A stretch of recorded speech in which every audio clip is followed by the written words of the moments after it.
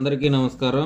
మనం ఈరోజు ఈ వీడియోలో ఆంధ్రప్రదేశ్ రాష్ట్రంలో అంటే ఆంధ్రప్రదేశ్ రాష్ట్రమే కాదు భారతదేశంలోని మిగతా రాష్ట్రాలు కూడా జారీ చేస్తున్నటువంటి సీనియర్ సిటిజన్ కార్డు ఎలా పొందాలి, అర్హతలు ఏమిటి, మరియు ఈ కార్డు వలన ఉపయోగాలు ఏమిటి అనే వివరాలను ఈ వీడియోలో చూద్దాం. ముందుగా మా ఛానల్ను ఇంకా సబ్స్క్రైబ్ చేయని వారు ఈ వీడియో క్రింద ఉన్న సబ్స్క్రైబ్ బటన్ క్లిక్ చేసి సబ్స్క్రైబ్ చేయగలరు మరియు ఈ వీడియోను లైక్ మరియు షేర్ చేయగలరు. ఇక ఈరోజు వీడియోలోకి వెళితే ఆంధ్రప్రదేశ్ రాష్ట్రంలో ఈ సీనియర్ సిటిజన్ కార్డును గ్రామ వార్డు సచివాలయాల్లో కానీ జిల్లా దివ్యాంగులు వయోవృద్ధుల సంక్షేమ శాఖ సహాయ సంచాలకుల కార్యాలయాల్లో అప్లై చేసుకోవచ్చు. ఈ కార్డుకు అప్లై చేసుకోగానే ఆధార్లో డేట్ ఆఫ్ బర్త్ మార్చుకోకుండా ఉన్నట్లయితే వెంటనే వస్తుంది. అలా కాకుండా ఆధార్ అప్డేట్ హిస్టరీలో డేట్ ఆఫ్ బర్త్ మార్చినట్లు ఉంటే వారి application senior citizen department assistant director వారి లాగిన్కు వెళ్తుంది. వారు ఆధార్ అప్డేట్ హిస్టరీని క్షుణ్ణంగా పరిశీలించిన తర్వాత ఆమోదం తెలిపితే వారికి ఈ కార్డు వస్తుంది. దీనికి గాను 7 రోజుల సమయం పడుతుంది.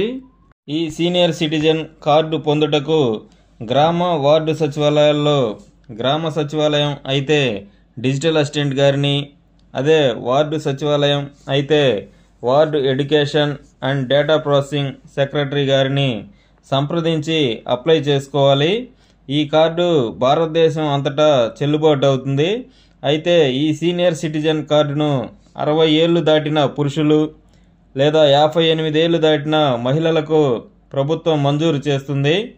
ఉద్యోగం, వ్యాపారం, ఏ ఉద్యోగం చేసేవారైనా ఏ వ్యాపారం చేసేవారైనా ఈ కార్డును పొందవచ్చు.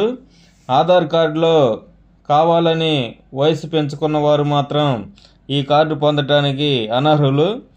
ఒక ఇంట్లో ఎంతమంది అయినా ఈ కార్డుకు అప్లై చేసుకోవచ్చు.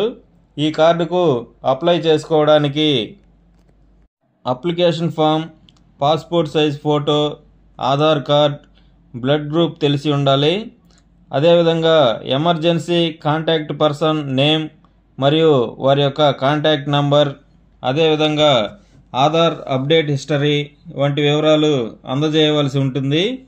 ఈ సీనియర్ సిటిజన్ కార్డు వలన ముఖ్యమైన బెనిఫిట్స్ను ఇప్పుడు చూద్దాం. ఈ సీనియర్ సిటిజన్ కార్డు చూపించి ప్రభుత్వ సంక్షేమ పథకాలు సులభంగా పొందవచ్చు. మరియు ఈ పథకాలకు సంబంధించి వయస్సు ధృవీకరణకు సంబంధించి ఆధార్ వంటి ఇతర పత్రాలు చూపించవలసిన అవసరం ఉండదు. అదేవిధంగా ఆర్టీసీ బస్ టికెట్లలో 25% రాయితీ లభిస్తుంది. దీనితో పాటు దూర ప్రాంతాలు కాకుండా ఇతర ఆర్టీసీ సర్వీసులన్నిటిలో వృద్ధులకు 2 సీట్లు రిజర్వ్ చేస్తారు. అదేవిధంగా రైల్వే స్టేషన్లలో వృద్ధులకు ప్రత్యేకంగా టికెట్ కౌంటర్లు ఉంటాయి. అదేవిధంగా రిజర్వేషన్లలో ప్రాధాన్యత ఇస్తారు. ఇంకా పాస్పోర్ట్ సేవలలో ఫీజుల్లో 10% రాయితీ ఉంటుంది. బ్యాంకుల్లో మరియు పాస్పోర్ట్ సేవా కేంద్రాల్లో వృద్ధులకు ప్రత్యేక టోకెన్లు జారీ చేస్తారు. అదేవిధంగా కోర్టు కేసుల విచారణ విషయంలో ప్రాధాన్యత ఇస్తారు. ఇంకా బ్యాంకుల్లోని ఫిక్స్డ్ డిపాజిట్లపై వీరికి అదనంగా వడ్డీ ఉంటుంది.